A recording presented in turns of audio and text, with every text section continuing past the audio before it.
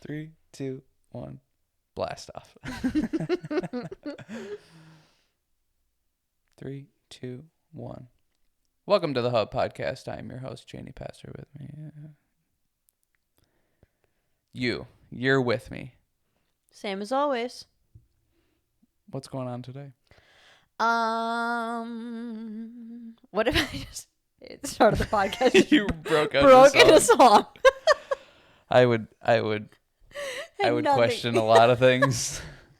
What would be more funny if I started singing what I wanted to say, or if I just broke out into a random song that had no context, no connection, anything? I don't know, but you should have done it. Not much is going on. Can I share a cute and a super annoying story from today? Yeah. Well, let's do a question of the day, because this is my Okay. question of the day. 2 questions of the day that I've done this week. 1, and then I'll get into my funny and annoying stories. First question: what was the best part about your day? Watching hours and hours of Harlan Williams. Okay. Mine was Seeing me. drinking this. Best for last. I've been really looking forward to the beer at the end of the night, because I'm really into the flavor. It's not just I don't know. We don't normally get. Are these IPAs, or are they all different? I think they're all different. So this is Real Ale Brewing Company. It's Texan. Oh, okay. It's based out of Texas. And we got a variety pack. They're all different ones, I think. I've got a see, this isn't an IPA. It's a blonde ale, I'm pretty sure. Oh, I have a lager. This one is cool. I hope if I do this, you can see what it is. Otherwise, that's going to be a huge Waste of time. But be it's good. really cool. We talked about Again, branding and packaging in the last episode. I love this old school retro dialed down video game look. Yeah. Yeah, it's like arcade. With the 80s color scheme, the 80s fonts. It's really cool. Yeah. That's my favorite part about the day. Okay, next question is, this is kind of the dorky one. What is something, and you can rephrase it if you want, but what is something that is special about you? Next question. You go. It depends on what age group. Your lioness hair. What? Your lioness hair. Sure. What age group, what response happens? You know what my favorite response is? What? I'm fast. Well, that age group, when it's the kindergarten and first graders, normally in the middle school to high school, when I ask that question for just a random question, I'll do it throughout the year, just something like that, or what's something good about you, what's something that you love about yourself, blah blah blah. They're always they either don't know, they can't think of anything, or whatever. And then the younger age, I'll ask, so what's something special about you? And then one of the boys is ooh, that's a good one. I have so many. They always are I can only pick one. Miss Courtney, can I do 2 of them? Yeah. But you can just see as you age, you just oh, okay, I'm not that great. But yeah, it's real I'm super fast, or I'm really funny with my friends. It's not even oh, I'm nice. So no, I'm hilarious, or I'm really fast, or I'm really good at blah blah blah. Yeah. I think it's probably good though that you start to not be able to answer that question. That would be super pretentious. What? If a 18-year-old or a 25-year-old was I'm hilarious, I'd be well, they don't need to have You're those answers, but the fact that at age 11 you can't think of anything good about yourself, that to me is not good. That phases out. I don't think it's that. I think it's what with me, what I'm doing is I don't want to say anything because it sounds pretentious. It sounds arrogant. It sounds bad. It's oh, I'm sure I could come up with something that I like about myself, but I'm not going to share it. That's just kind of, you're looked at as arrogant and whatever then. And I think that's why I want that to become a normality in my classes, is this is a space where I want to celebrate that thing that you think. And I want to bring that to the surface. And even you think about it. It's they can't even think of anything good about themselves. I can go, what was the worst part about your day? And they'll have 10 things to talk about. What's the worst thing that you think about yourself? What do you not like about yourself? And they'll be able to rattle those off. But then I go like, what's one positive about your day? And they're like, what's one thing that you like about yourself or that's kind of going good? And they can't think of anything. I'm like, you're 12 years old. That's the only part I disagree with. Is I don't think it's that they can't think of anything. I think it's that they don't want to share anything. Because it's like what we've talked about on here too before of like, there's this weird competition that we have with negativity. It's like, who's got it worse? You know, and that's okay to talk about and to express and whatever. But to express something positive it's almost like that's taboo now. Or maybe it has always been. You shouldn't do that because it's like bragging or it's arrogant or it's putting yourself on a pedestal, and that's looked at as gross and weird. But constantly bringing yourself down or talking about bad things is okay, and that's normal. I don't think it's that they can't think of anything. I think it's they don't want to share anything because that's kind of, I don't know. They're going to be seen as maybe arrogant or braggadocious. Well, and I feel like I do bring up the question in that age group of like, I know this seems weird, or I know like you probably don't want to answer it, but like I kind of preface it with that, like, I know this is stupid. I know you're going to think this is stupid. I know you don't think this is cool to do, but there's something that I want to, whatever. Yeah, but that doesn't necessarily clear the air for everybody. No, but that's why, like, I want to, whether it's not going to happen in that one day, like, I want that to be somewhat of a theme. If I'm your teacher, that is something that it maybe not comfortable, because I can't force you to be comfortable about it, but something to be aware of, I guess. Yeah, and I think you're going to have a difficult time with it because you're one small example of doing that when the whole rest of the world and everybody else is doing the opposite that you are. Sure. And it's going to be hard for kids or anybody to open. Like, I'm not going to do that here now. Yeah. I'm not going to talk about... I don't think you could even do that without the podcast going. Huh? I don't think you could even do that without the podcast going. It's not that I couldn't do it. It's that that's just not... Sure. I'm not going to brag about myself. Sure, and this is where we just disagree on it, and I don't want it to come off this way when I bring up this question with kids. Is like, it's not about bragging about yourself. It's about just finding one thing that you don't hate about yourself. Because all I hear all the time is how much you hate yourself. And what can you say about yourself that's at least slightly positive? Even if, like, you showed up on time for class today. You look presentable. You do somewhat fine in one of your classes at school or whatever it is. It's like I hear nothing but negativity and nothing of, like, just the crap. Yeah. And it's like, okay, you're also feeding yourself into a hole because half of those things, like, you don't really even need to be that upset about. And not that I'm like trying to like take away from their stuff, but like you're making this way worse than it actually is because, like you said, maybe it's cooler to belittle yourself. It's cooler to belittle your friends. It's cooler to make fun of other people and yourself rather than celebrate each other. But I don't know. Yeah. I'm sure I might have zero influence on any kid, but I think it's important enough, especially with that age group, to at least start the conversation with it. Yeah, I don't think it's a bad thing at all. I think it's just if you're asking the question, why don't we do that? I guess that's more what I'm trying to answer. Or as if kids aren't able to do it or don't feel comfortable doing it, it's like, well, yeah, because 99% of their life is that. No, I understand why they wouldn't. I understand why they don't, and I don't think that's just like this generation thing. I think that's you're not supposed to say things out loud that are good. Because yeah, it seems like you're bragging about yourself or being too cocky or whatever. Yeah. But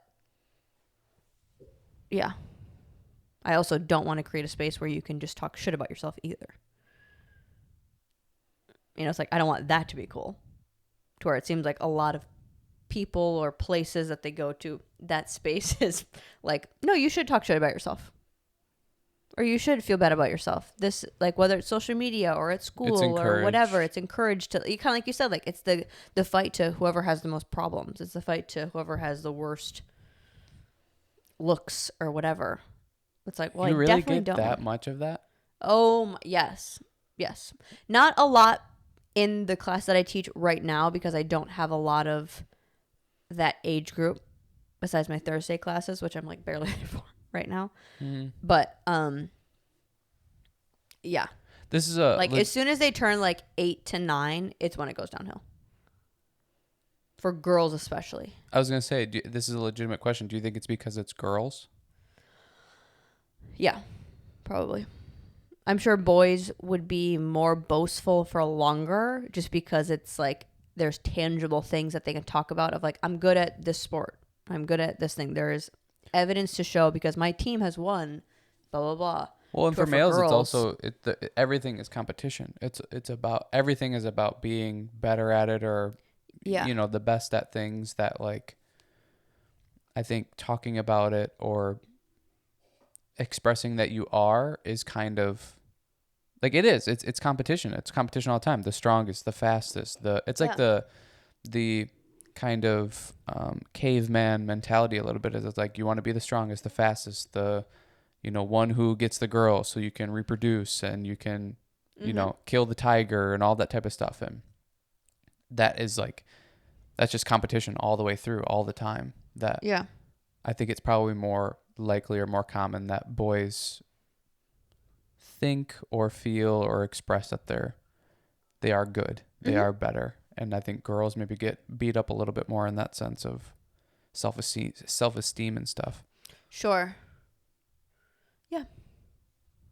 I think we do a little bit of that of like girls are mean, but I think I don't know what that comes from. I feel like girls are more communal. I feel like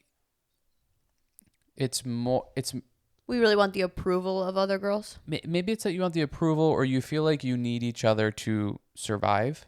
To where males are very much like, oh, fuck you. I can do everything by myself. Yeah. And I'm individual and whatever. So that you just don't need it, or you don't. So you don't want to ruffle the feathers of like, I don't want to show that I'm prettier than you or that I get whatever, because then you might leave me. You might not want to be my friend, or you might not protect me when the shit hits the fan or something and need, that community. Yeah, I don't know. But do you want me to share the annoying, angry story or the cute story first? I don't care. I mean, you will not find it cute, but you have to do both anyways. So that class that I was talking about before of the like 30 kindergartners with the 5 boys in it. Every week, I mean, I've tried the things that I've talked about before of like not letting them in the classroom till I get in there and not settling the space and blah, blah, blah. And like checking in with myself of like, okay, are they a mirror for me right now or whatever? It is not getting better.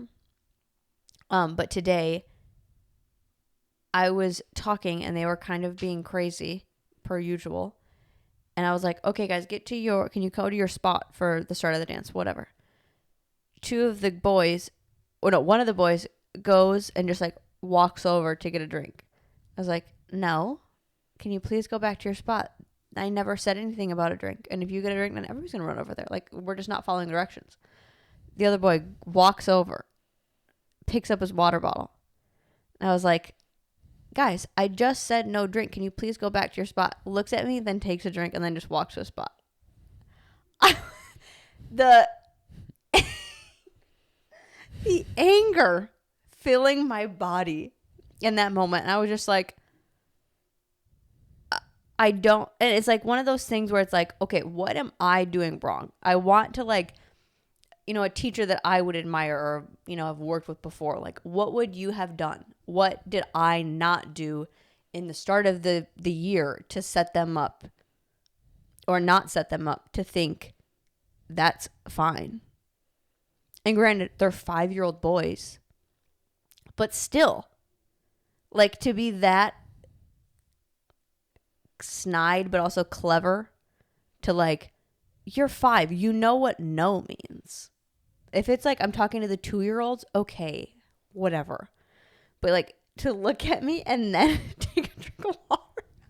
I was like, oh, I had such compassion for parents when I'm in that class because like the rage that fills me and I'm just like, I hate this class. I don't want to be here with you kids. Like I'm like, I want to be so angry and freak out and yell at you. And it's like, what if you're just like this all the time? Or even just when kids go through phases, like I'm like, oh my gosh, I get to leave you in an hour. Your mom has to be with you every single day. And you're like this. How is she not like she drops you off and is just like, oh, have fun. I'm like, your kid sucks. How do you not know that they don't listen and they don't listen to you because I see them when they're with you and like that doesn't cross, like that doesn't phase you. Well, that's what's difficult is like that's again, like that's 1% of their life is that class with you. They could be perfect. You have no clue. But I see them with their parents. Sure, but you see them at the studio in that environment where they are usually, Sure. maybe Sure. bratty or uncomfortable there or whatever it may be. So it's like you have no clue what the rest of their life looks like. Yeah. You see a very small Sure. moment in time. Maybe it's they don't like you. Potentially. Maybe they don't like the class. They don't like you. They don't like the studio. Those boys want to play baseball, not dance. Well, it's freaking all the kids in that class then. Well, maybe. And I think it's because I'm over it. Maybe dance isn't like their them. thing. All 30 of them? Maybe. I can believe that all 30 of them don't like me. I don't believe that all 30 of them don't like being there. It could be me. It could be like, yeah, this teacher clearly doesn't like us. Yeah. Yeah, totally. But then there was a girl that comes in hobbling with a Band-Aid. I forgot about this, right? This is not my funny story. Hobbling, covering her knee with a Band-Aid on. And I see the dad just kind of walk in. And it's just like a regular looking dad. Like shorts on, t-shirt, baseball hat. Like not, just like so casual. So I knew like he probably would be chill. Like he wasn't coming to me complaining. And he comes in, he's like, so just letting you know, she's fine. She's been milking this fucking scratch on her knee for 3 days. That's going to be me. That's going to be me. Hauling around. And he was like, so she's fine. Yeah. Just letting you know. Like, Yeah. It's not as severe as she's making it. But she's like, she's been milking this fucking scratch on her leg. And then he goes and leaves and just like looks. She's like, dance hard. Yeah. Have fun. Dance hard. You're gonna be fine. But she immediately like gets into it and is like fine and is dancing and doing cartwheels and being over the top crazy. But they're like, yeah, I'm just like she comes in like. And same thing. I do. What was the best part about your day? Question of the day.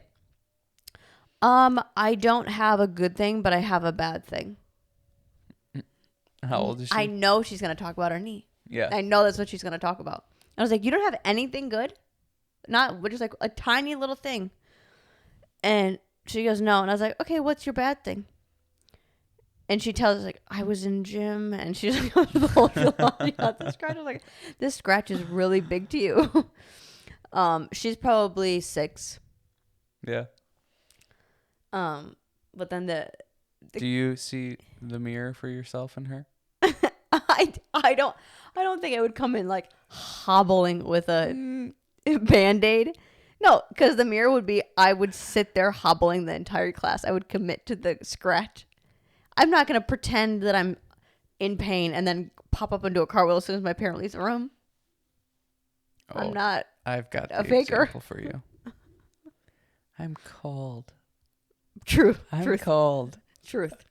All those things are truth. Every day. Granted, did I see the of scratch your on her life. knee? Yeah, but it was fine. I'm actually cold. She's been milking this fucking cold thing her whole life. That's how I'm gonna start addressing it now. She's fine.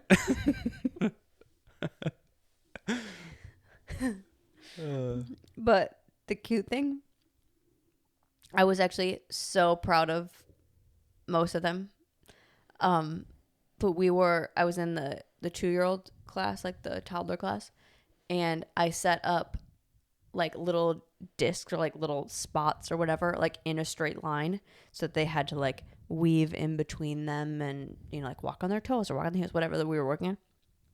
And I was like, okay, we're going to go across the magic bridge. But all of these dots, because I know when I put something out like that, they'll want to like jump on them. Mm-hmm. Like, whatever. I was like, but we have to walk around the magic stones because they're very hot. They're made out of lava. So we can't touch them. We got to walk around and be very careful. First girl goes. And the second girl, little Charlotte, she just starts, I can just hear, she's just like pacing. And I was like, she was like one of the last to go. And I was like, okay, Charlotte, time for you to go. She goes, I don't want to. And I was like, and she's not a girl to like not want to. And I was like, are you sure? I was like, do you want, whatever to come back with you and go with you? She's like, no. And then she just like walks like along the side, like does like the walking on her toes or whatever, like walks far away from the line. Mm-hmm. And I was like, she actually thinks these are hot. Oh, so really? she's scared to walk through them because she is actually scared that they are hot. Then we go across the floor again, whatever. She didn't want to go. I was like, okay, just go along the side. And I was like, Charlotte, are you scared? Are you scared of the bridge? And she's kind of like, yeah. And I was like, okay, it's gonna be safe. Like you'll be fine. Because the other kids are like literally going, like messing with me, like putting their foot on there, and then we go, oh, ouch, you're burning your foot, or whatever. But like we're making a huge joke of it. But so then the final one, I was like, okay, Charlotte, do you want to just go around? She's like, no, I'll try it.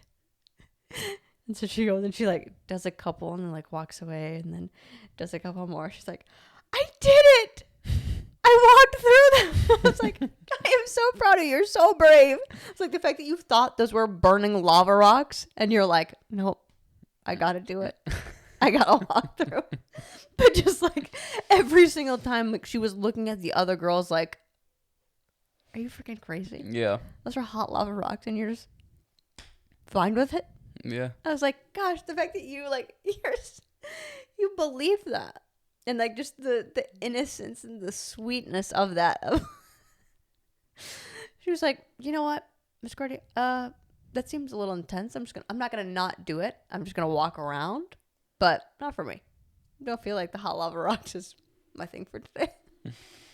See that? I feel like you're building a monster. Why? Because she feels like she's brave for something that's not real.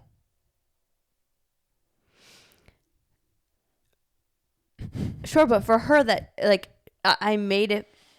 But not she felt like that was real, and I didn't ever go like they're not hot. No, I know, and it's a kid, and I'm making a joke, but grow that to an adult. There's a lot of that going on. Sure. A lot of that going on. I'm so brave for this. Yes. And that's where I think the debate of like like there's a huge thing right now of like don't celebrate your kids or don't tell them good job because you don't want them to just like be praised for doing I don't like simple that. things.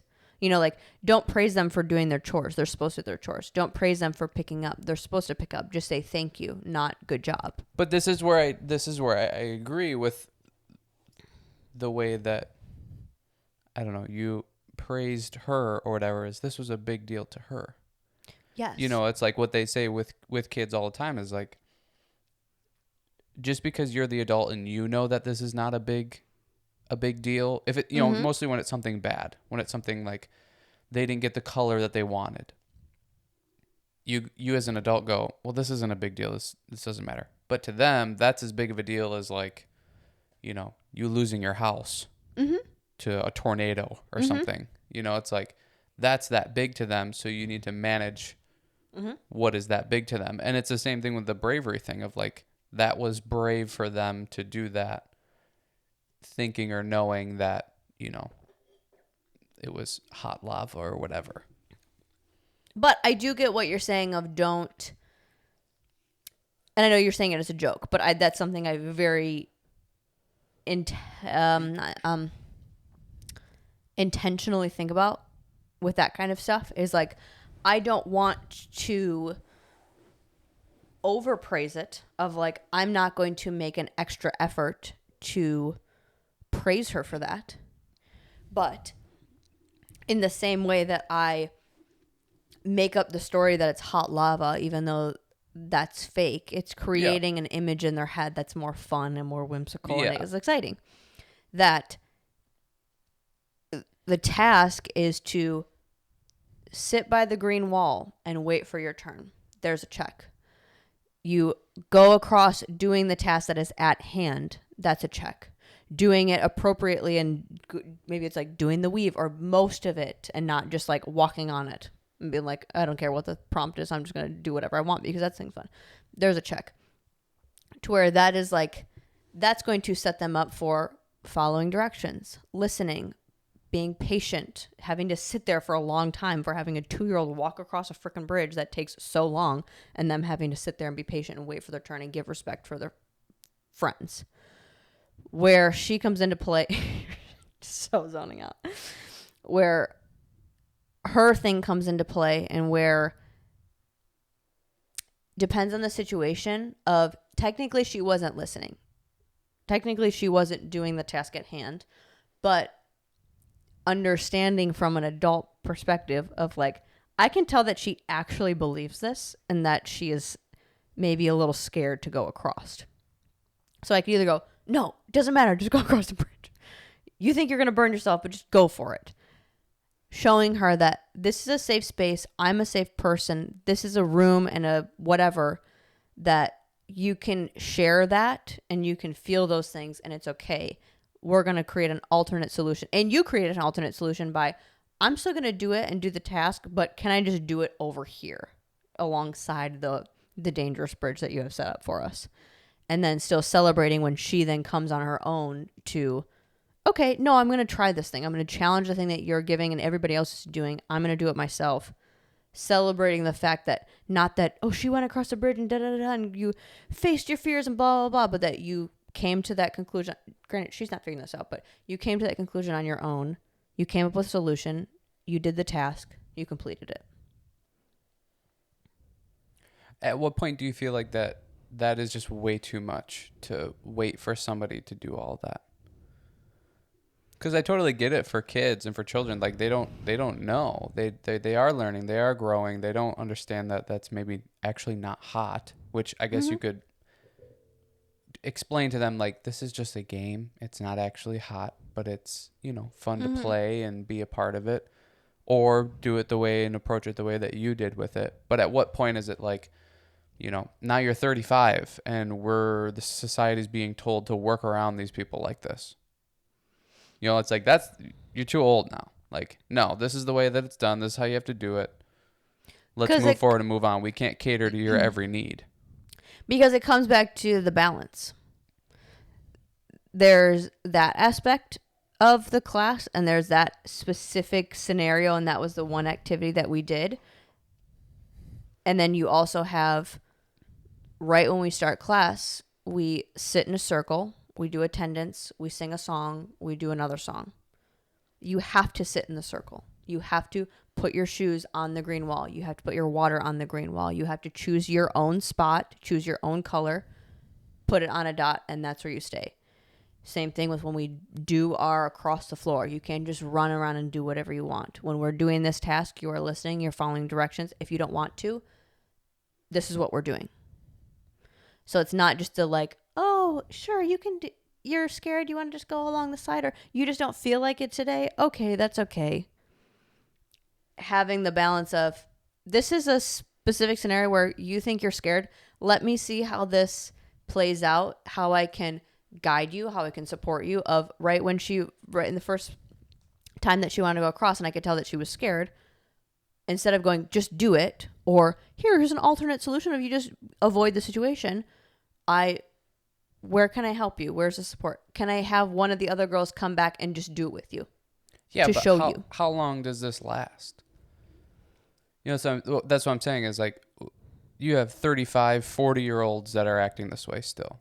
Now, as a child, I totally get it. Because I think there wasn't the balance. They only had the soft solutions in the babying. Sure, and that's my question is, when does that get phased out then? I don't think it should start. I don't think what I'm doing is babying, as long as there's the balance. I think there needs to be strict rules and guidelines and boundaries. But I don't see it as not. I'm not saying that it's babying. What I'm saying is like. What I'm saying is like this girl made up a reality that was real and true to her, but it wasn't real. It's not real. Those dots are not hot. They're not hot lava. But she thinks probably still that it is, and it was, and that she did it, and she successfully did it. So now she has this false idea in her head that she did something really brave when in reality it kind of wasn't. And now am I saying take that innocence away from a kid? No, not at all. But at what point growing up or as you get older, like, we can't do this anymore. We can't allow you to create this false sense of reality, believe it to be true, and then to put it on everybody else like that is the truth. I think that's hard to navigate as a facilitator of, because like they're gonna make up things all the time. People make up things all the time. Right. You and me have we experience the same thing, yet we walk away with two different versions of the story. So I don't think that's necessarily that you can create a world where that doesn't happen or does happen. I agree, but in this specific scenario, you gave the space to allow that to happen. Yes. You knew that she was thinking that those dots were hot lava. Yes. And you let that to be true. Yeah. So at what point is that now not okay? Because in my opinion, at some point, it should not be okay.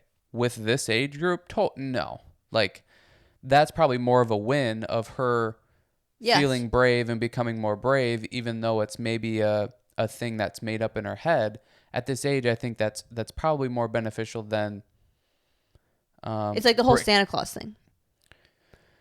No, it's different than the Santa Claus thing because the consequences are way different. Are they, though? I think so. What I'm talking about is them making this false sense of reality that will then stick with them the rest of their life. That they did this thing and were brave or were whatever it was. So like, and I don't know if we'll necessarily be able to answer it, but that's just the question that comes to me is like, okay, you as a teacher have created this space for this to be okay and this to be truthful, but now when we leave the real world go to the real world, that's not the case anymore. So at what point is it now detrimental and not beneficial? I feel like, and this is just being a teacher of the ages, not a parent. So I don't know if you would parent differently or, school. I don't know if there would be a different structure in place that would make more sense. But just like, for me, I see the structure stays the same regardless of what age. As far as the fun, the imaginative, the whimsical, the make believe and the games and whatever. And then there's the setting you up for success regardless of what it is. Granted, that will change with age depending on what they can handle. A 2-year-old, it's bringing your shoes to class and putting them on. That's giving you autonomy and responsibility of you remember those things, not your mom. Even though you're 2 years old, still you can ask your mom before you leave the house, oh, Mom, do I have my ballet shoes or whatever? Going to the bathroom by yourself. When you come into class, you pick out the color dot that you want, or if I ask you to do it for the whole group, you ask and be kind and ask what color everybody wants. Put them in the shape that I request. We sit down, we listen. Growing across the floor, whatever. All of those things set you up for then the rest of your life still of independence, responsibility, autonomy, respect, following directions. That can then increase and give more and more and more as you age. Those things I don't think like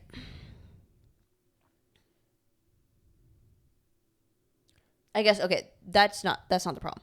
It's this part over here of the you're great, giving compliments, doing the like you're brave, you're not brave, doing the fun games, imaginative stuff. I think that is totally based off of the age and what they are going to have an interest in and what is age appropriate. To me, it's age appropriate to be totally in. We're going to be butterflies and fly around the room and we're going to walk across a magic bridge because that's more fun. It keeps them engaged and it keeps them. I mean, it's more fun, but like it can sometimes help the task at hand of what we're actually doing. So at what age would you have maybe corrected, like, these dots aren't actually hot? Like, it's just a game. We're just having fun. It honestly, it would have depended even at her age how she would have handled it. Because I knew that she was evaluating the situation and she wasn't completely breaking down. Like, if she started, like, crying and freaking out about them being hot lava, I would have gone, okay, I'm going to take your hand. Can I show you that these are fine? These are safe. Because for some reason, she really believed me that they were hot lava. To where how she was handling it was, okay, these are hot lava rocks. How do I still go back to the basics of this side of following directions, completing the task that Miss Courtney is asking me to do without ruining my safety? Yeah. That even at that age, I might correct them or go like, you guys, these are, because everyone else in the class knew that it was fake. Yeah. So at that age, they still can recognize that. She just didn't, but she was still taking this side of it of not throwing everything else out the window because of this side. So if she was throwing everything else out, I would have gone like, okay, no, it's okay. These are fake. Let's still now just go along with the thing. There might not be as much of a fun storyline. Yeah. But I think that naturally gets phased out with the ages because they find it less cool. So then you would just change it. Like the next class I had, to make it fun, we do the same thing with tasks, and the games are more competition based. You versus you, or this team versus this team, or like whatever. Whoever gets the most points wins. To where the younger ones, they don't really care. Right. They just want it to be like a fun, magical story. Yeah. When you get a little bit older, they want it to be teams and they want it to be games and you versus you. That stays for a while. And then as they get older, it's like, okay, if you win, you get to pick out the song that we're going to do our thing to next weekend. Yeah. Or whatever. Like, yeah, you scale it as to what is, yeah, what the interest is and whatnot. I get more of my question with it or issue with it is like, it's kind of like telling a group like, wow, that was really great. Good job, guys. And then leaving and going, God, they sucked. So it's like, well, now you're not being honest. And now they think they did a great job at the dance and left. And their reality is that it's really good. And then when they come back, they think, oh, I'm really good and really good. That at some point is going to catch up. That at some point is they're going to get smacked in the face. Maybe if they go to a different teacher and they're not as lenient or nice, or the next teacher is a lot more honest and says, you guys are not very good and you don't listen well, you don't do this well, you don't do that well. That's kind of that's what I'm thinking about with this other scenario is like, this girl thought the dots were hot lava. That's not what reality is. Is that benefiting her by thinking that she's brave for doing that, when in reality, like, none of the other kids believed it. They knew it was just a game. They had fun with it. but this girl got this sense of bravery from it. That's going to catch up at some point if it continues to be that way, of this false sense of bravery. And then when somebody goes, that's not brave at all, like that's just right, normal, that's going to be a lot more hurtful or impactful than potentially, just going, hey, this isn't real, it's okay, you can just and that's walk where I through think, again, it goes back to the balance of, as the teacher, that's where you have the responsibility to not be like, be honest, and I'll get into that, but like I'm not going to reward her any more for being brave than I'm going to the girl that went right before her for just doing the task. And the same thing of her going, wow, Charlotte, you're so brave for going across the bridge. And also you did a really good job of hopping on one foot. That was really cool how you did it correctly. And I thank you for having your listening ears on, or whatever. That it's not just isolating the, you're so brave, you're so, whatever the fluffy words, and also going, these were the guidelines, these were the basics. Thank you for doing those. I'm going to reward that as well. Then going into the like being honest with them, I don't think, at least from my experience as of now, I don't think just rewarding kids or telling them they're doing a good job when they're not is beneficial at all. I don't think telling kids that they suck like the class that I have today, I easily the whole time could be like, I don't like any of you. You're brats. You don't listen. You're not paying attention, whatever. I could, but that's not helpful either. That's not helpful either. So it's figuring out, how can I help you become better, but with constructive guidance. And say if it is like what I just said, like cleaning a dance, I could easily go, I didn't like that, or that wasn't good. You guys aren't good. You're not good dancers. I didn't like this part, this part, this part. Going, okay, depending on the age, we're going, this is what I saw. This is what I think we should work on. This is what I didn't like about it. What do you think? Where do you think you could improve? And also putting in their hands so that they're learning how to self-correct. They're learning how to, okay, this is a problem. How do I fix it? And not just, well, I just had my parents tell me how to be better teachers, or, whatever, guide me with whatever they thought I should be. And then you rebel against that. That like, this is what's wrong. How do you think you should fix it? It needs to be fixed regardless. I can give you help. I can give you suggestions, but what do you think would be better to make this problem be fine? And not just going, oh, it's great. But not just going like, you suck. Yeah. No, yeah. I think it's like gentle honesty is what I think is probably the way to go for anything, whether it's for, praising, or it's for maybe, I don't know, like it not being such good coming from like, I just don't feel like that was really the best, or your best, or whatever. And then same on the other end of like, yeah, that was good, you did a great job and whatever. But when you go to these extremes, it starts to inflate both of those feelings of like, if you're aggressively disciplining somebody, it's like, well, that just ends up being negative, or not you don't get a lot from that a lot of the time. Most people don't. And then same on the opposite end, if you're just overly praising all the time, you're just filling this person's ego in their head, or if they're more like me, they're kind of going like, okay, relax. I know it wasn't that good. Now I just feel like you're lying to me. Yeah. And now I can't trust you and whatever. So it's like, to me, it's like gentle honesty, whether on the positive end or the negative end, seems to be the way to go, because it's like, it's constructive either way on either side of it. I just, with that example of the little girl with the hot lava and whatever, it's like, I feel like you see that in adults and on a bigger scale, and more real world examples of like people acting like they did something good or are brave, when the reality of the situation like doesn't show that.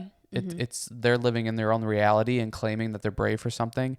And then you'll have a lot of other people that see that and see the recognition that they get, and see the positive reinforcement that they get. So now they make up a fake reality, and they act like they're brave for going through that fake reality. Right.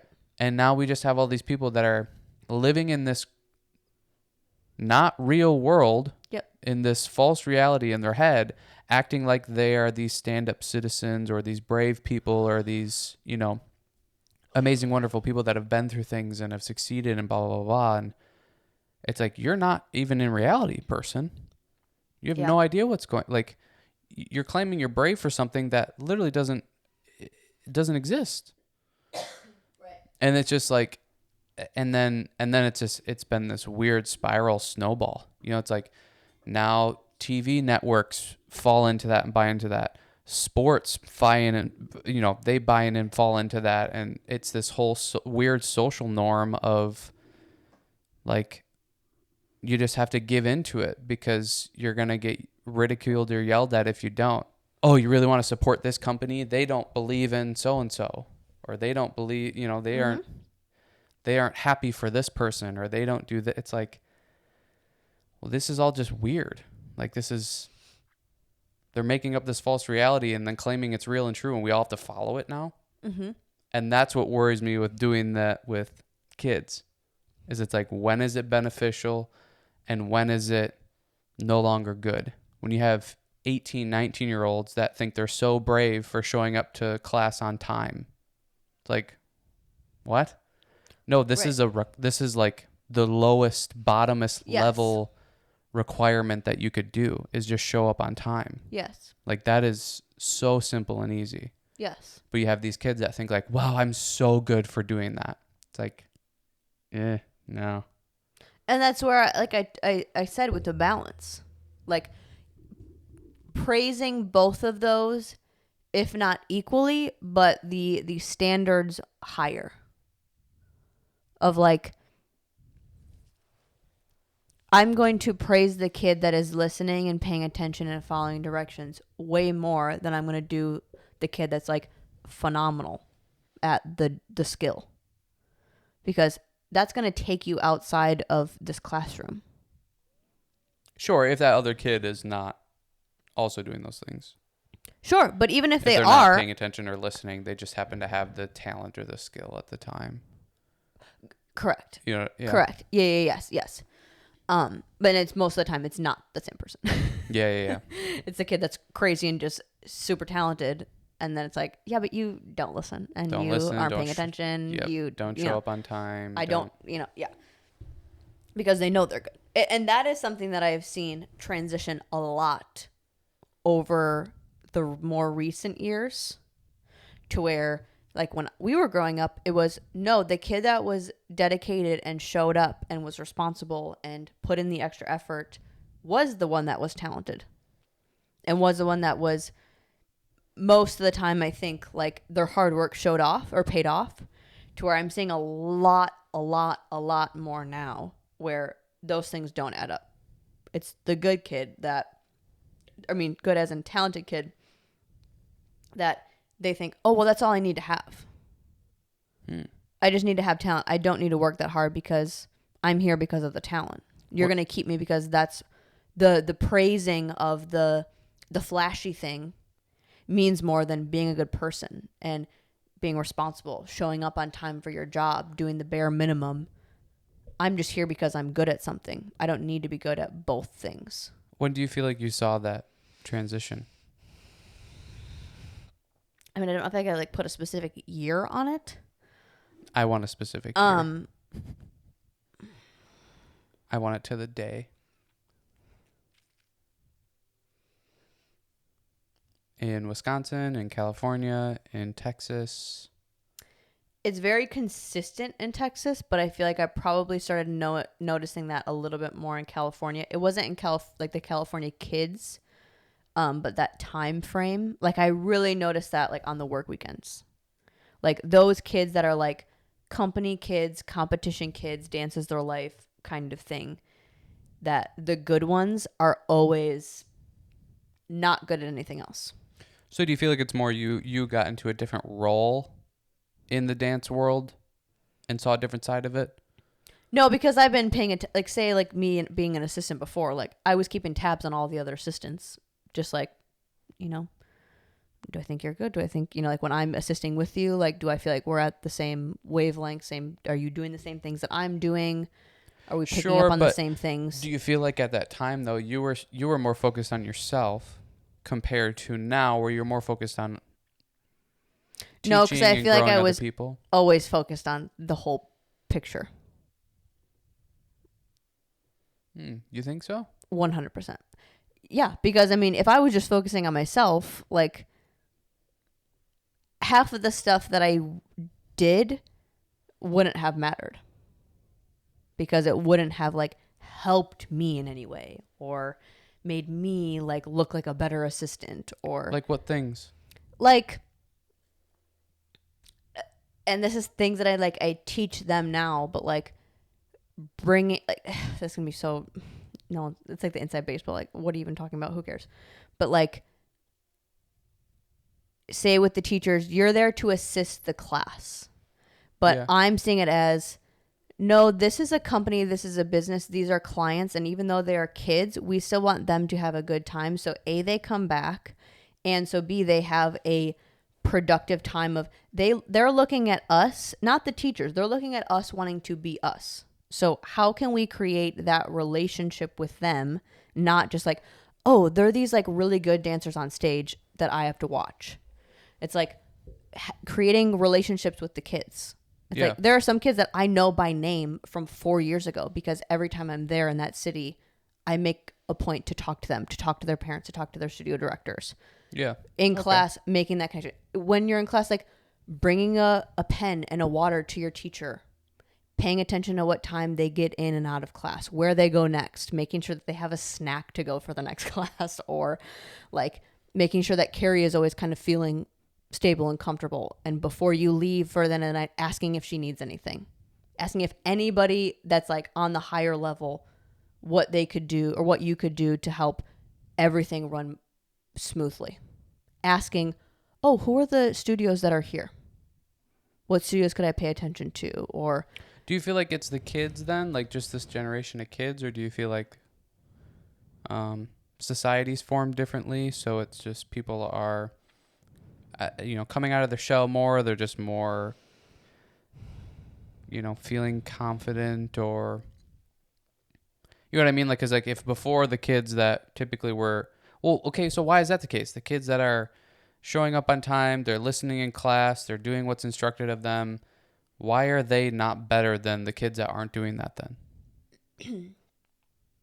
Like, is it really that glaring of a situation, or is it just you're so much more focused in noticing the kid that's being bad in the class than you are the kid that's being good in the class? So they have your attention a lot of the time, and then it pisses you off even more because they are still the best one in the class. Is that just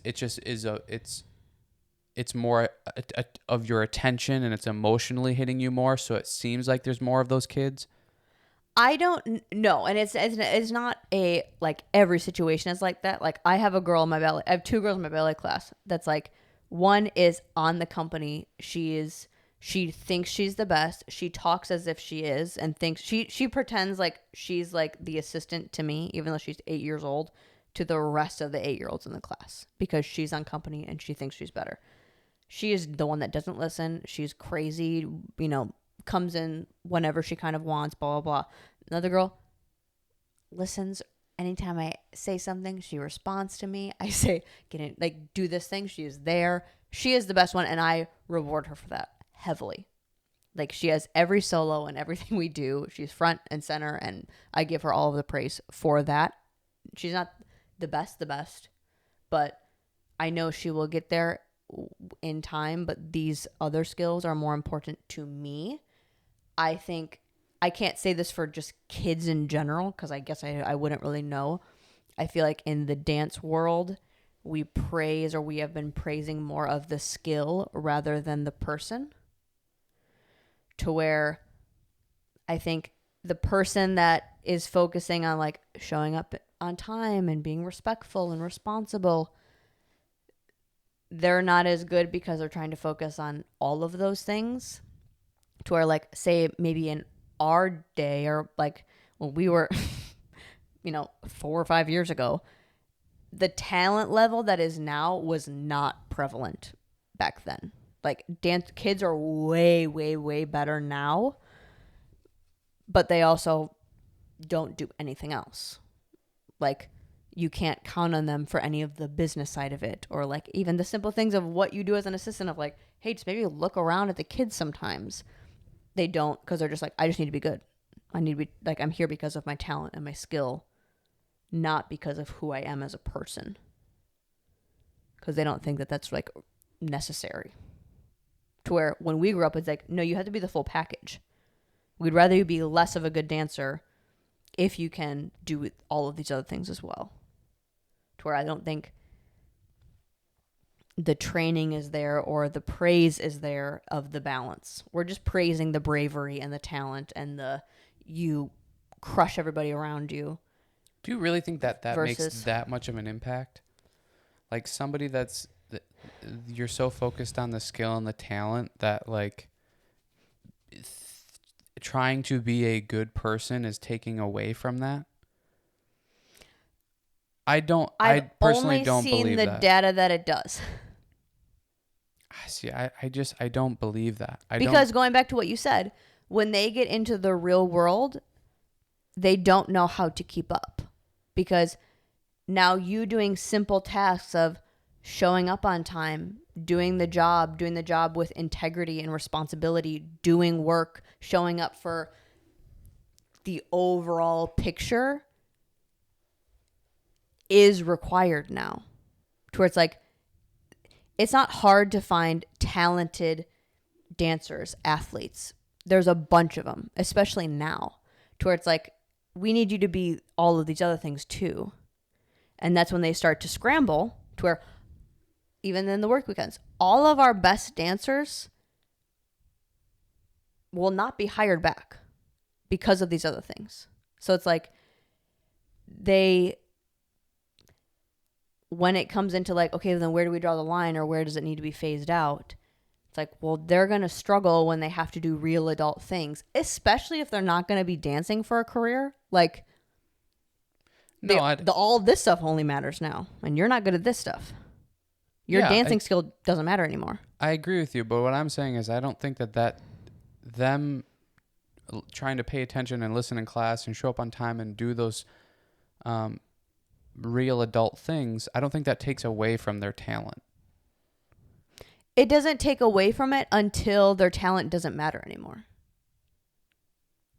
But what I'm saying is you kind of made the point that like kids are so focused on being talented and more skillful, and teachers are almost feeding into that of like, we just want skill, we just want talent, we just want you to be better and better and better. I don't think that a kid that takes a little bit of time to try to show up on time and pay attention and do those good things, I don't think that takes away from you becoming more talented or more skillful or whatever. I agree. I don't think it should. Well, that's kind of what I'm saying is like, that's why I don't get why, if it does happen to be true that there's more kids nowadays that are more talented but shittier people, and it's because they don't have enough time to focus on being a good person. And it's not necessarily the time aspect of it. I think it's for most of their experience, going back to the rewarded thing, that was not rewarded. That was not praised. Just their talent is praised. So they're not learning that's even in the zeitgeist of what you should be focusing on. To where, say with me, going to a convention, these kids now might only be going, I need to be the best. I don't need to make relationships. I don't need to be kind to anybody in here. I'm going to be in the front. I'm going to be noticed. That's it. To where we were show up on time, look presentable, say thank you at the end of the class, bring your resume no one told me that, but like I brought my resume to like hand out to the teachers at the end, and like be kind to the people around you so that when they leave, you're representing the studio in a way of when we're brought up, they're like, oh yeah, we were in class with that person and they were super nice or whatever. So do you feel like the kids nowadays have more talent than you did because they didn't have to do those things? They had less to focus on.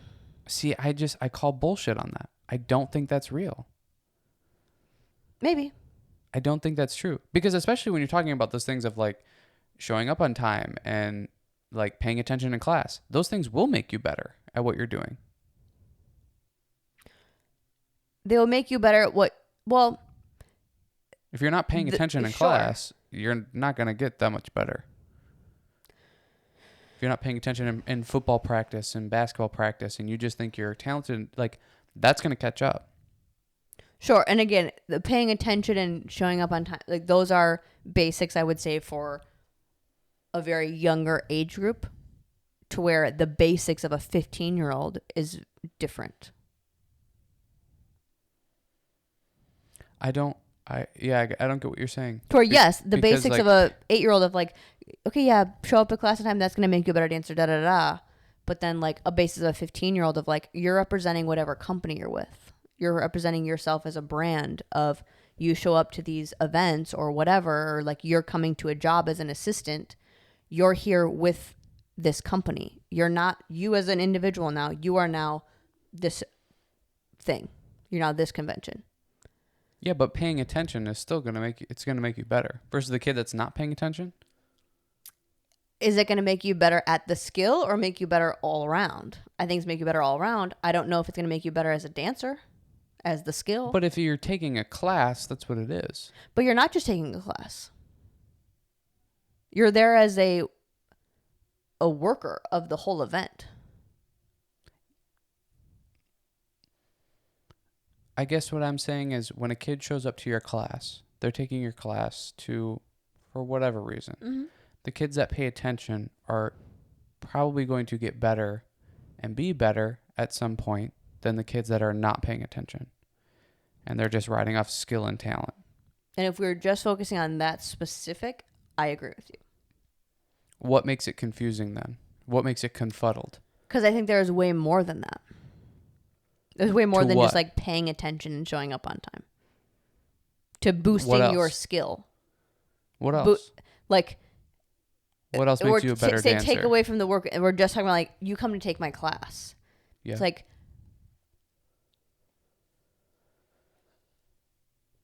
and again, are we talking about boosting your skill or boosting your overall person and workability? I think skill, because. Do you think it's going to make you better to be nice to the people? Hold on. Sorry.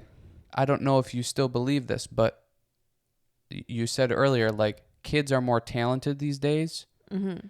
and they focus less on showing up on time, paying attention in class, being a good person, being, just a good student, and being helpful and whatever. And my point was, I don't feel like those things take away from you being a better dancer. Like, I don't think you focusing on those things, or not even focusing on things, but just doing those things, takes away from you being a more skillful dancer. Toward, you still think that they do take away? I don't think that's a tricky question, because I don't think they should. I don't think they have to. That's just what I am seeing, is that they do somewhat. But in what ways do they? Well, and I guess I can't say that blank statement either. Because that's kind of what I'm saying is, like, sure, those things might not necessarily help you. Like, if you showed up 5 minutes late to class, every single class, that's maybe not going to have a huge impact on if you grow as a skillful dancer. But you not paying attention in the 55 minutes of class is definitely going to stunt your growth as a dancer.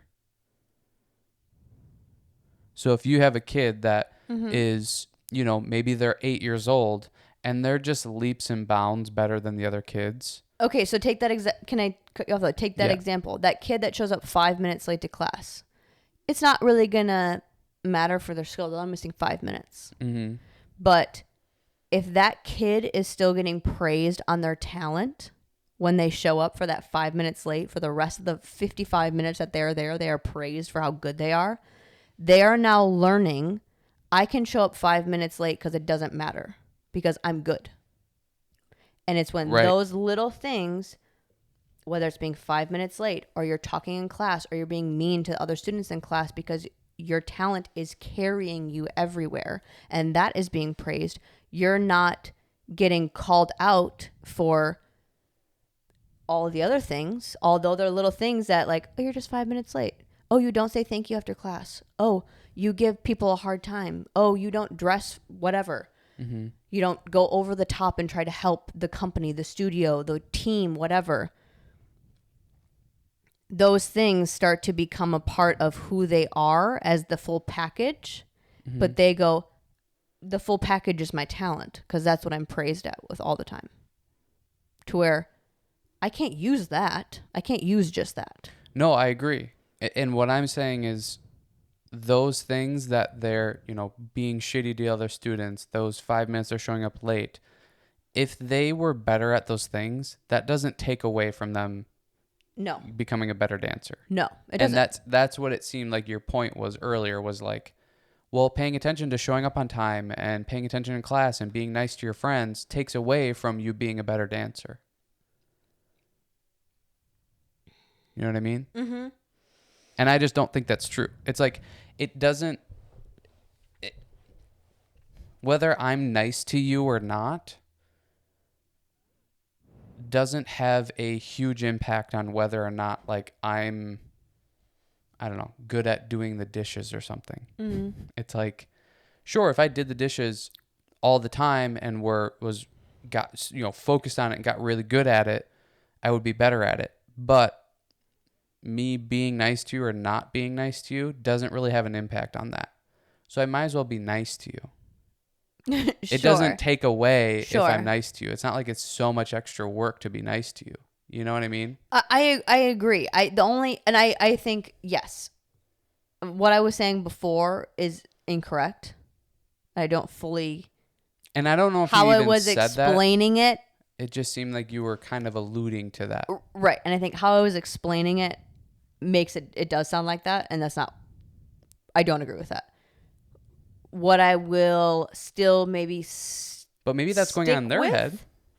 Is if that is not, again, where does it stop? If that stuff doesn't get called out or switched at a younger age, their talent is going to get pointed out immediately, no matter what sport you're in, because you're going to be, playing more.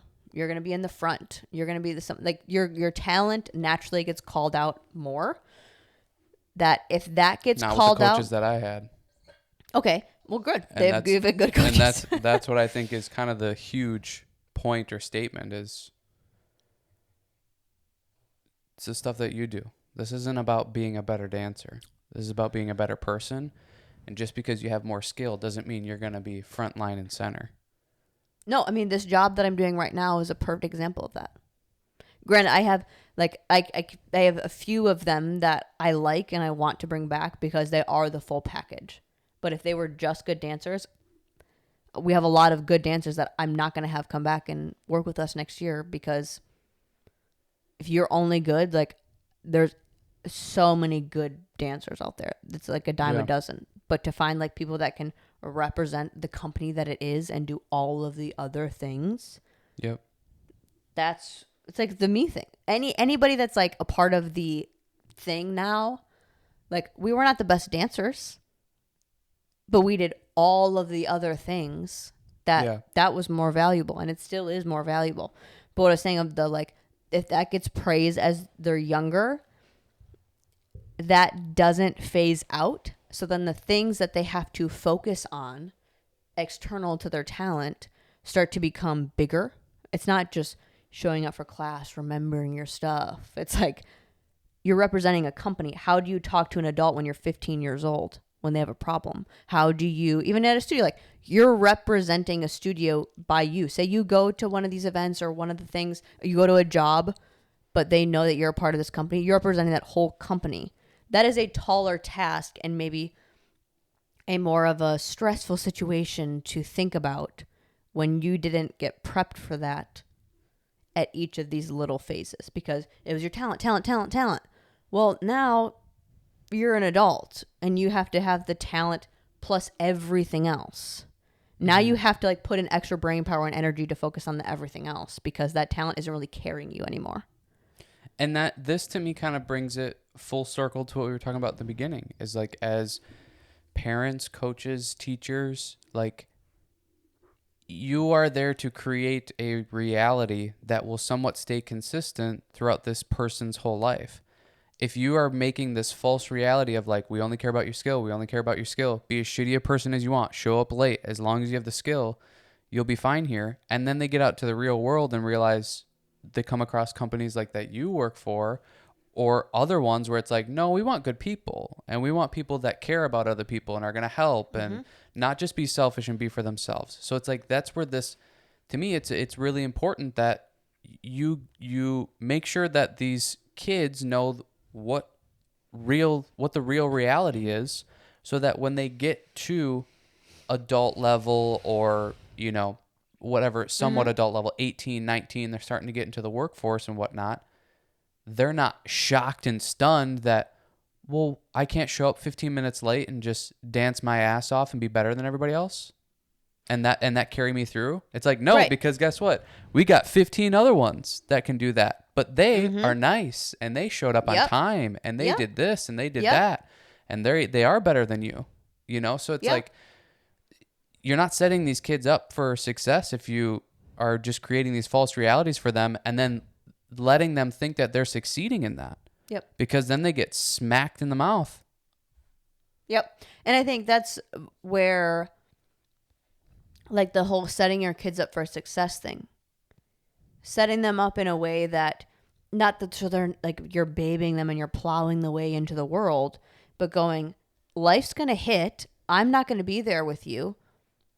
How are you going to handle the situation? Because like you said, you're not even going to use this talent anymore because you phased out of this, and not everybody chooses dance or sports or basketball or whatever to be your career. You're not doing just a regular person job that requires all of these other things. They don't give a shit what you did in high school or college with your skill. Or you are going to use that skill, and now you're at the level where everybody's as good as you. You were the one out of your studio or the one out of your town even. Well, now you're going to a place where everybody's as good as you, if not better. So now where do you stand out? I would rather have a little bit less talent and a good person than all of the talent in the world and you suck at everything else, because that's also going to dry out.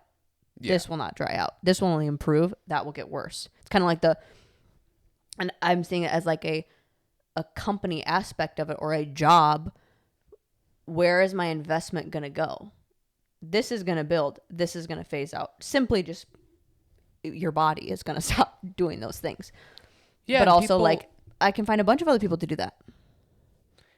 And people want to be around other people. Like, there's rarely going to be something where you're by yourself all the time dancing alone. It's like, you're going to have to work with other people, and those other people are going to want to work with somebody that's also nice and good to them. Yeah. You know, so it's like, show up on time, be a good person, be nice, be generous, you know, say thanks, like, and also be a good dancer. It doesn't take that much to be nicer and show up on time. And the thing is, for a lot of these kids, they don't even think of it.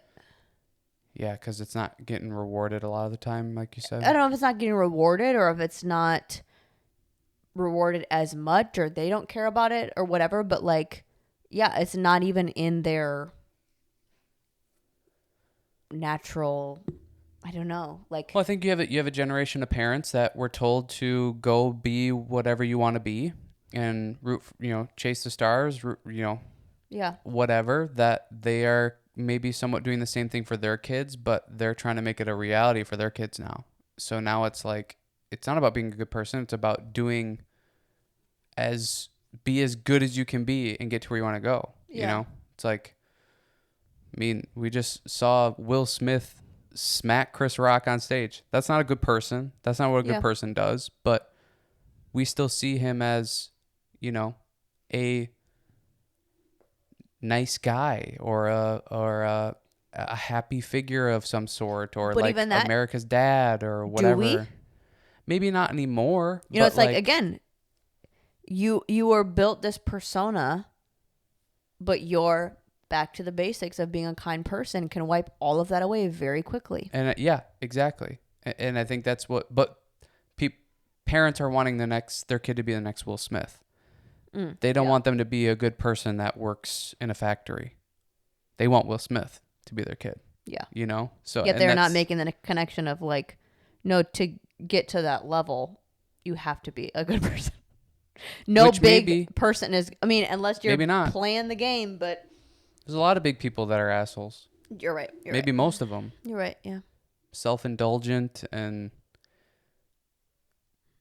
Yeah. That's something that I thought about. I don't know. That's one thing, though, I think in nowadays that, like, as much as we are praising maybe some weird stuff and praising the, you know, the bravery and you went for it and blah, blah, blah. Like, I feel like we're also being a little bit more nitpicky of like, no, you fucked up. I think there's a shift, but again, there's a large pendulum swing of we're doing it to people that don't we're the wrong people. Don't deserve it and don't like shouldn't be happening that way. Yeah. But I thought about this. I think it was yesterday. It was like, it's amazing how we praise the people that give nothing back to this world, and yet we give no praise to the people that like give everything to this world. Yeah. Nobody knows, you know, the scientists working on climate change or trying to help pollution or, you know, advanced technology to help our civilization and stay on Earth and all that. Nobody knows any of those scientists. Right. But yeah, we all know Will Smith, and we're all watching the fucking Oscars, this self-indulgent celebrity, you know, show that it's like we're all clapping for somebody who was a best actor. What? Yeah. It's like they're literally giving nothing to us besides entertainment for an hour. And yet you have people that are trying to literally change and save our world, and you don't even know their fucking name. Yeah. Well, I mean, even that, like the Davis Sinclair guy that I follow pretty religiously. Yeah. It's like he is reversing aging. Yeah.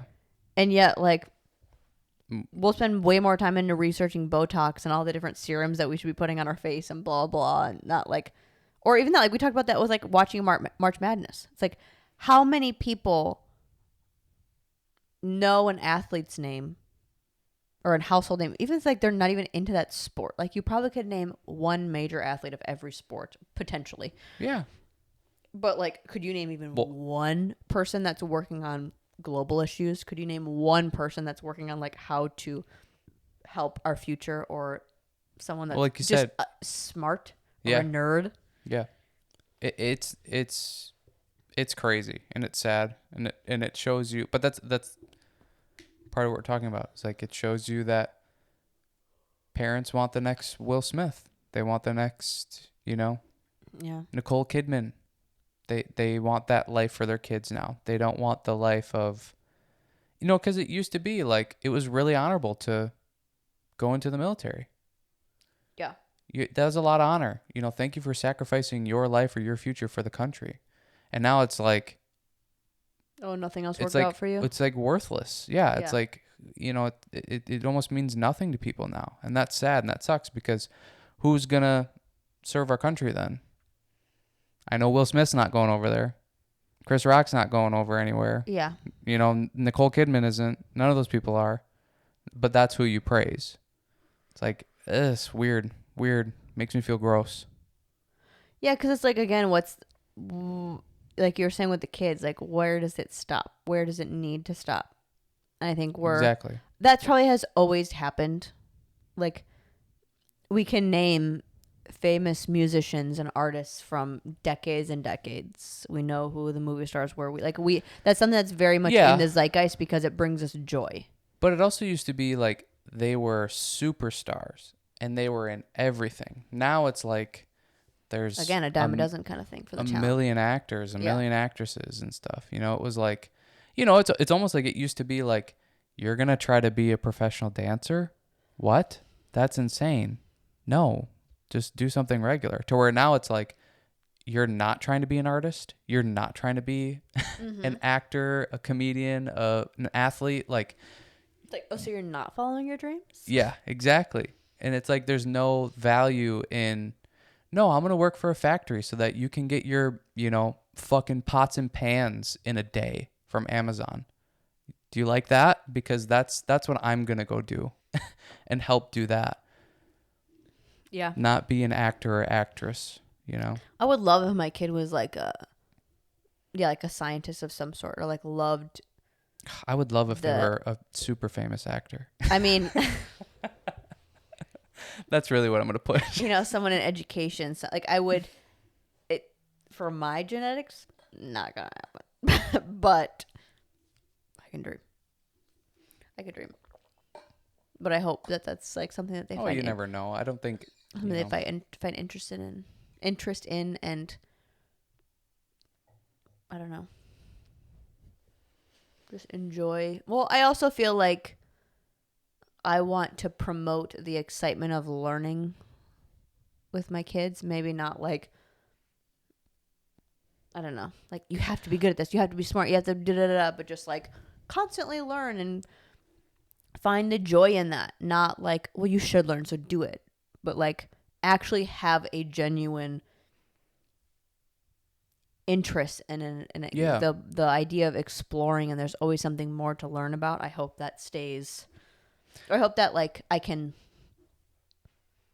provide that space for that. Yeah, and I don't care what my kids want to do. I don't care what anybody else's kids want to do. I just think that I just hope that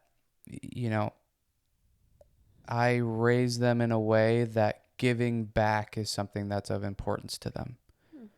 Because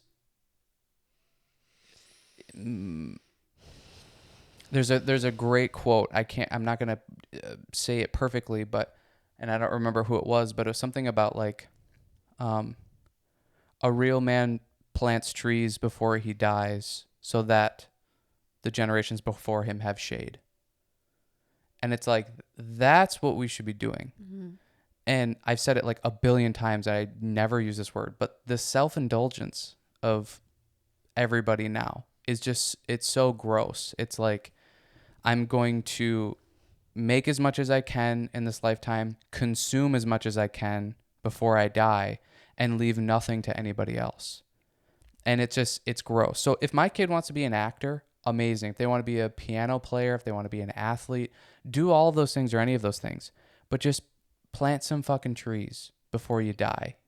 Give something back. You don't have to go serve your country if that's not the thing, but serve the people in a way that helps in some way, because it's like, I don't know, it's the selfishness is very abundant in our lifetime, at least, to where I feel like your grandparents' generation, was super honorable and noble to go fight for your country, or it was super honorable and noble to do the jobs that maybe nobody else wanted to do.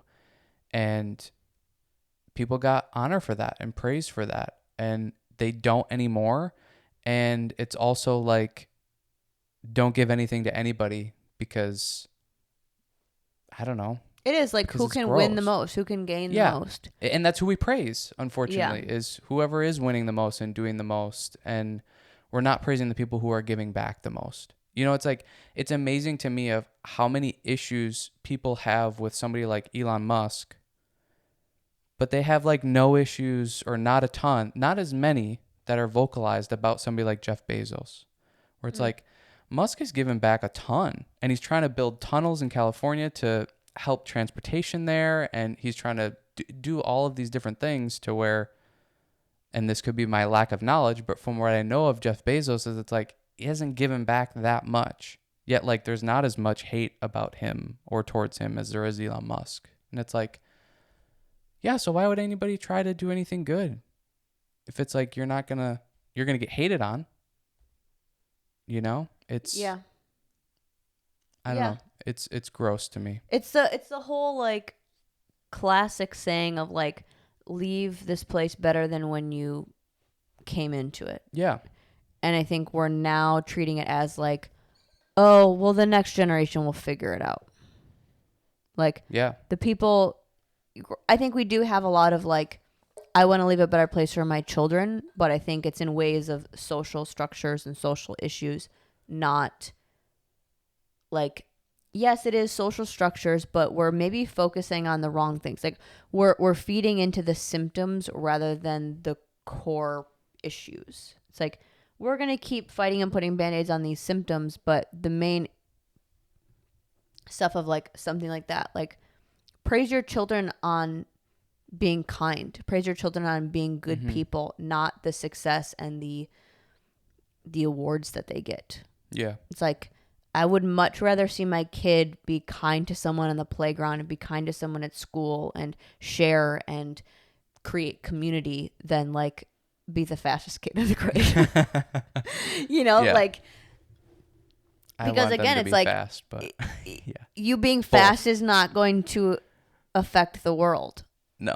It might in a certain aspect of like, you're a Michael Jordan type person and you inspire kids to get out of their situation through sports and you create wealth that is able to give back. I'm not saying that skill and talent don't get you anything. Right. I feel like my life is, it's like, I couldn't say that with my life. I'm literally living kind of But you still have to make an attempt to give back. You know, it's like there's plenty of people that they can be super talented and skillful and make all their money and then hold on to it and do nothing with it. Or even if it's not money based, it could be they're just not a very good person. You know, they just don't. And I'm definitely not for the like, oh, you're a person that's in the limelight. You need to act a certain way. You need to be an idol. You need to be good. You need to be, all of these things because you have children watching you. No, I think be who you are and be yourself. But I just would hope that you're putting an emphasis on trying to be a good person and trying to be helpful and inspiring to the next generation. Or like for me, it's that quote, plant the trees so that the generations before you have shade. That's what a good man is. Mm-hmm. And that's just what I don't know. I think I would like to try to live by, and I would like to try to raise my kids to live by and that one of the many things, but yeah, like, I think that's something that's of importance because I feel like I am living in a time and an era where, we're cutting down all the trees that the people before us planted, and we're consuming it literally and for figuratively. us. Yeah. And we're consuming it for our own benefit and our own pleasure. And we're kind of go, well, fuck everybody else. Like, they can figure out for themselves. It's like, dude, you were set up. Well, and There's again, a reason that we like can say whatever we want and be whatever we want. It's because of the generations before us. And I feel like I've heard that a lot. Like, oh, the generation is going to fix this. The younger generation, like, they know what's up. They know how to fix this. They have a better head, on their shoulders. It's like, do they? Because what success are we setting them up for? It's like, nothing is going to be different. They see the shit problems that you created or we've created, but if they're still coming into the problems with, like, we're praising talent and greed and the amount that you can create and consume rather than community, working together, being kind, creating for the better, collective of people, we're going to just run into different problems. They might have better technology. They might have, more socially strict rules about it. But yeah, if you don't have the idea for the overall betterment of the world and people, and just simply that people around you, if you don't care about helping people around you, we're going to run into the same issues. We're just going to go, well, this is a different idea, and it's going to make me money. Right.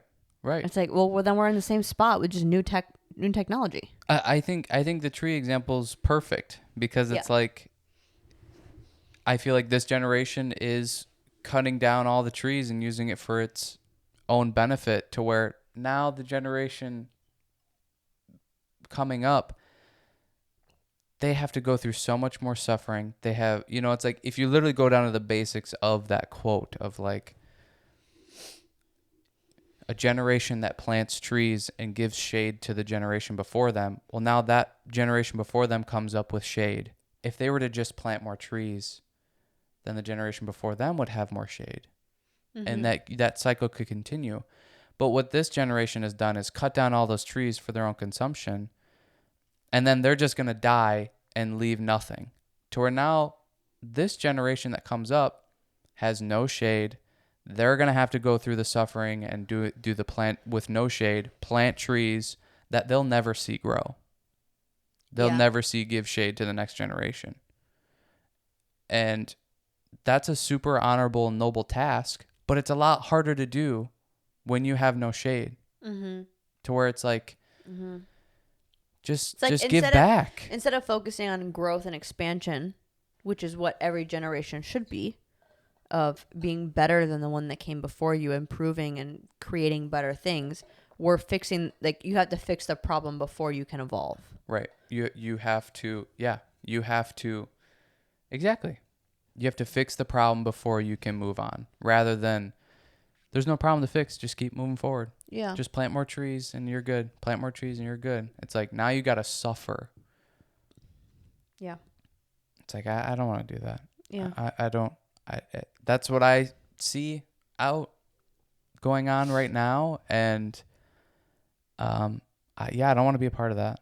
Yeah. I don't want to be a part of that at all. And, I don't know, even if it's a minimal effect of it's simply just with my kids, it's like, you know what, that's enough. Because that's about, even that you can't even control. All you can control is your own actions of yourself. I could have shitty kids and but even that, like, you go back to the, like, what you said of like, maybe I'm 2% of these kids. Maybe not even that. Maybe 2% is even a large number. Yeah. Of like the influence that I have. Yep. It's like, well, don't not do that. Right. Just because you maybe are a tiny little part. Right. It's like, I want to see it as, yeah, I may never teach this group of kids again, but what if one thing that I say sticks out to them and it sticks to them for the rest of their life, and that actually makes a ripple? Or like, yeah, okay, it's just my kids. Maybe it won't do anything. Or they're going to be the Elon Musk and it actually does make a difference. Or who they surround themselves with, who the friends that they have, the things that they're, like, the sports that they're in or whatever, makes them into someone like that actually has some influence and change. Yeah. I think it's, I don't know. I would rather live in a space of, no, I maybe do have a influence than I don't, because you might choose wiser approaches or more thought out approaches. It's the more honorable and noble thing to do something even though you don't know what the consequences are going to be. You're going to try to do something positive even though you'll never be able to know or measure if what you're doing is good. Right. Or maybe not good, but will have a further impact. You just know, I know what I'm doing is good and positive. I'm going to continue to do that, even though you'll never know if it does anything down the road. And that's honorable and noble. And I think we live in a time where people go, well, I don't know if it's going to do anything to them or to me, so who cares? I'm just going to do what I want to do. I'm having a bad day, so fuck these kids. Like, I'm going to come in and just be a brat, and if they get on my nerves, I'm going to yell at them. And it's like... Yeah. Or even the, like, across the bridge example. Like, do it or don't do it, I don't really care. Yeah. It's like, that could have been such a moment, or a moment of growth, or a moment of like, wow, you got to be able to feel powerful today. Or you were able to follow directions and I'm going to reward you for that, or whatever. It's like, sure, maybe just in that tiny moment that I'm rewarding you for following directions. But when that little moment is tacked on to 100 more little moments, that could be a big thing. And not just seeing it as like, well, you're just two. Like, what does it matter? what is this? Let's just like have fun and jump around and like, do whatever. Yeah. And it's like, or you could, I see it as like treat it with some integrity, or just like you said, I don't know, just like having more of a understanding the depth that you could have. And even if you don't have any of that and you don't matter and you don't have any impact on anybody, like I would teach way different if I knew that it didn't matter. But it's like just the slight chance that it does. I want to be the best mentor to every kid I come in contact with, just in case. And I mean, I would say even if it doesn't, it's like for your own conscience. Yeah. There's no way that people being that mean to them is fun for me. Yeah. There's no way that like that ends up feeling good to you when you go to lay down at the end of the night. You're laying there trying to go to sleep and you can't stop thinking about how shitty you were as a teacher to kids. Yeah. Like, I think, I don't know. I think that's what is a big thing of what we're struggling with as a society right now, is just we do things, we don't do the things that like our grandparents did, of like, I'm doing this because I was told that it was good to do and honorable to do. And there's no way of measuring that, but I'm going to do it just in case. It's a lot of like, well, fuck it. Like, we don't really know if it has an impact or an effect. And then all of a sudden everybody's all messed up. It's like, I don't see that as much of a coincidence. I think it's because there's a lot of people that lack integrity. They don't do things for the betterment of everybody around them or even themselves. They are self-indulgent. They're mean to people.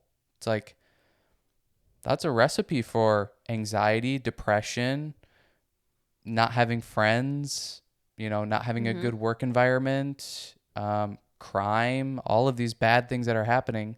It's like, it's a really good recipe for it when people don't have integrity and don't do things that are honorable and noble. Don't take on responsibility. There's a lot of that, people not taking on responsibility. So it's like, it shouldn't matter whether you know if it's good or not. Like, it's inevitably good because it's good for you in your mind, and it's definitely not bad. Like, it almost should be that. Well, it's definitely not bad to where if I'm mean to this person, that could end up bad. So I don't know. To me, it's kind of simple, but people are selfish. People are selfish. Yeah, it's something it's hard to be consciously aware of that, especially when you're tested and. Well, and it's like what we talked about in your teachers, your coaches, your parents are encouraging just skill, just talent. They're not encouraging being a good person. So it's super easy not to think that that's important then. I think that's something to make note of yourself too. Like, again, going back to what's something special about you? Like, what are you, not saying that you need to be special. I think that's something that we also demonize in culture now with like, oh, you have to be special and, blah, blah, blah. It's like, I'm not saying what's something special about you in a flowery, like snowflake kind of way. I'm saying like, what is something that you can celebrate about yourself and that you are excited that this is who you are and this is a part of who you are, whether you created it or someone had an impact on you and influenced that part. But like, what part are you being aware of and consciously solidifying and continuing to be a part of who you are and celebrating that? Are you celebrating just your tangible success and the skill, or are you celebrating these other aspects? Are you celebrating how much money you make, what job you do, what friends you surround yourself with, what you look like, what clothes you have on, what your face looks like, what your body looks like? And even that, going back to the fitness thing of like, are you celebrating what you look like, or are you celebrating the fact that you show up for yourself every single workout and do what you told yourself you were going to do? Are you celebrating the fact that you show up for work and you put in hard work, even if it's something that you don't love? Are you celebrating that you're a good parent and you're, even though they might test the crap out of you, and like what I said of like, wow, your parents, I should be with you all the day and I am losing my mind being with you for an hour. Like, celebrate. Yeah, I have patience and I can give my kid as much as maybe they need or as much as I think I can give them. Celebrating that. I do dinner every single night, or I celebrate that I clean the house, whatever. Not the skill aspects of your life. Yeah, I think it's like the measurables versus the unmeasurables. It's like in a very general sense, don't praise the measurables.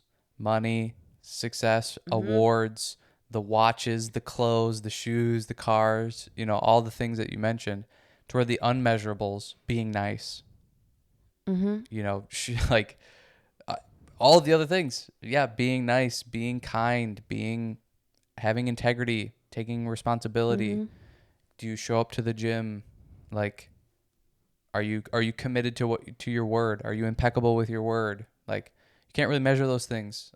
Yeah. To where the other things, I can see how much money's in the bank account. I can see what the price point on the house is, or how many awards I have, how many Yep. Twitter followers, or Yep. do I have a blue check mark or not? Like, don't be about the measurables, be about the unmeasurables. Yeah. That's what's more important a lot of the time. And in my opinion, long lasting. Totally. Any success I've had in my life to this point as a 24-year-old, like, they come from the unmeasurables. They don't come from any of that skill or the fluff stuff. What was stuck What with you? sticks is Yeah. this. And even that, like, what's gotten me to this point is probably more of this than this. What's opened more opportunities for you, probably, Yeah. is Yeah. being a good person, being a nice person, being Yeah. diligent and having integrity. Yeah. And Yeah. Yeah. Cool. We just saved the world.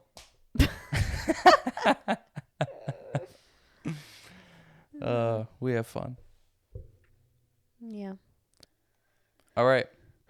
See you later. Good night. Peace out, Girl Scout.